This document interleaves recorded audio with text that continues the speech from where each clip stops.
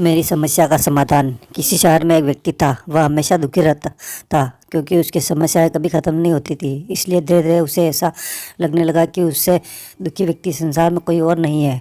उसकी बातें तक कोई सुनना नहीं चाहता था क्योंकि हमेशा वो नकारात्मक बातें ही करता था। इस बात से वह और परेशान हो जाता कि उसकी बात कोई सुनने वाला नहीं है। एक दिन उसे पता चला कि शहर में कोई महात्मा आने वाले हैं जिनके पास सभी समस्याओं का समाधान है। यह जानकर वह महात्मा के पास पहुंचा। उस महात्मा के साथ हमेशा एक काफिला चला करता था जिसमें कई ऊँट भी थे। महात्मा के पास पहुंचकर उस व्यक्ति ने कहा, गुरुजी, सुना है कि आप सभी समस्याओं का समाधान करते हैं। मैं बहुत दुखी व्यक्ति हूँ। मेरे इर्द गिर्द हमेशा बहुत सारी समस्या रहती है। एक को सुलझाता हूँ तो दूसरी पैदा हो जाती है। मैं अपनी आप बीती किसी को सुनाता हूँ तो कोई सुनता ही नहीं है।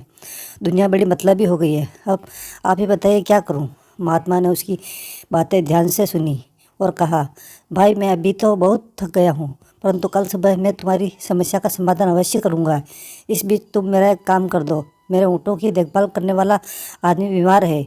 आज रात तुम इनकी देखभाल कर दो। जब सभी ऊँट बैठ जाए तब तुम सो जाना। मैं तुमसे कल सुबह बात करूँगा। अगले दिन महात्मा ने उस व्यक्ति को बुलाया। उसकी आंखें लाल थी।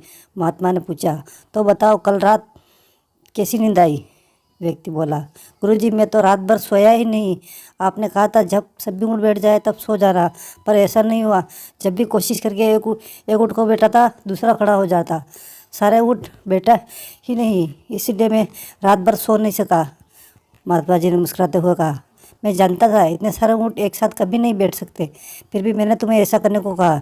यह सुनकर व्यक्ति क्रोधित होकर बोला, महात्मा जी, मैं आपसे हल मांगने आया था, पर आपने भी मुझे परेशान कर दिया। महात्मा बोले, नहीं भाई, दरअसल यह तुम्हारी समस्या का समाधान है।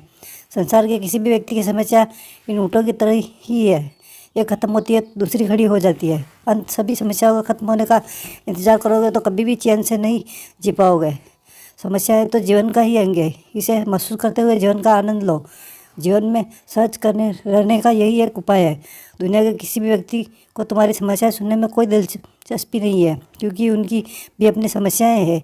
महात्मा जी की बात सुनकर व्यक्ति के चेहरे पर संतोष और सहजता के भाव उमड़े।